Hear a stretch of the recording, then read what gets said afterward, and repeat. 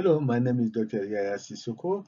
Today we are going to talk about Chapter 20, Problems in Measuring Inequality. So what are some of the problems when measuring inequality in the US?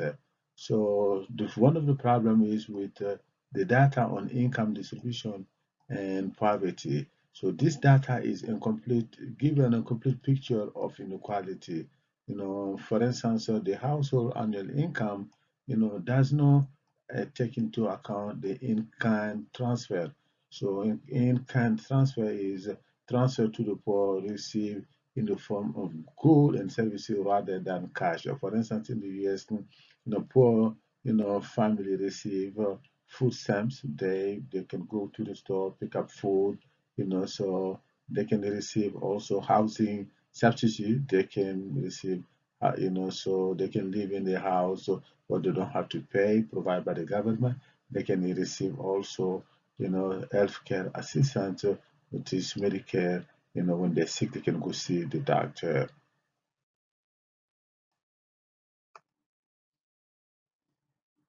So another problem in when measuring income inequality is normal life cycle pattern, which causes inequality in the distribution of annual income, because this life cycle pattern may not represent true inequality in living standard.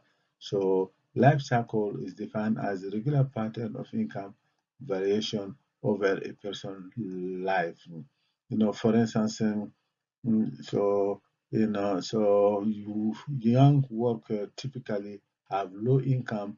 Income rises as the worker mature and gain experience, peak around age 50, and then decline until the worker retire at the age of 65. So usually people borrow and save to smooth out life cycle changes in income. Borrowing often occur when the individual is young, and most individuals save during middle age.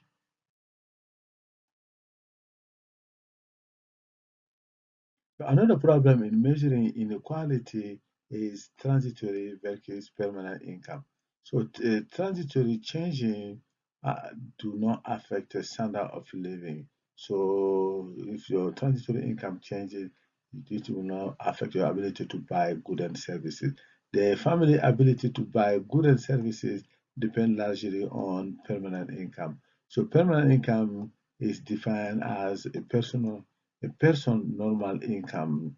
So to gauge inequality of living standards, the distribution of permanent income is more relevant than the distribution of annual income, because permanent income exclude transitory change in income. Permanent income is more equally distributed than is current income. For instance, a 2008 study by economists at the Federal Reserve Bank of Dallas show how different measures of inequality led to dramatically different results. For instance, taking tax payment into account or examining consumption rather than income show that inequality in the material standard of living is much smaller than inequality in annual income.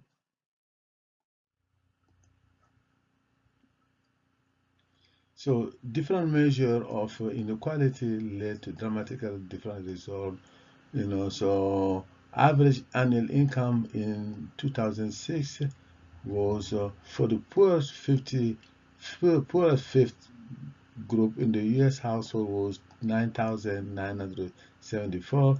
The richest fifth in the U.S. household was $149,962, about 15 times as much as income as the poor fifth group.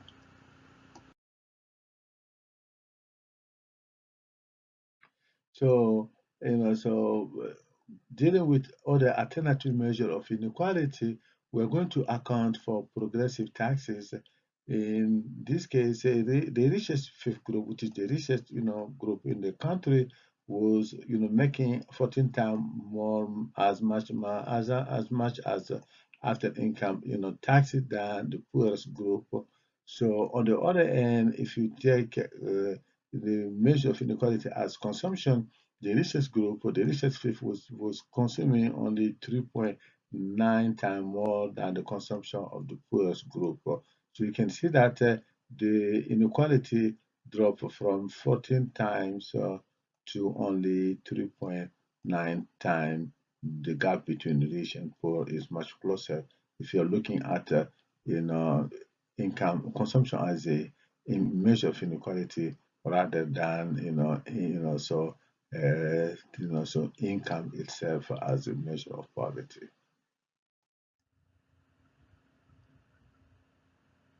So, looking at consumption as an alternative way, of measuring inequality, the consumption correct for differences in the number of people, living in the household. For instance, the richest fifth, which is the richest group, average about 3.1 person people in the household. The poor fifth, which is the poorest group, average about 1.7 people in the household. The consumption per person in the richest group, the richest fifth, was only 2.1 times more as much as the consumption per person in the poorest group. You can see that if you're looking at progressive taxes, so rich people was making 14 times more income than poor people. If you are looking at consumption, so rich people were consuming only 3.9 times more than poor the poorest people. If you are looking at the consumption per person, the rich people are consuming only 2.1 times more than the consumption per person in the poorest, poorest family. So another measure of income inequality can be also through economic mobility. So economic mobility is a movement of people among income classes, and this happens very often in the US. Some reflect transitory variation in income. Some reflect more persistent changing in income. So many of those below the poverty line are there on the temporary basis. When you go to school, you don't have a job, you are poor. Once you get a job, then you move up, and then you move out of the poverty line. In that case, you understand?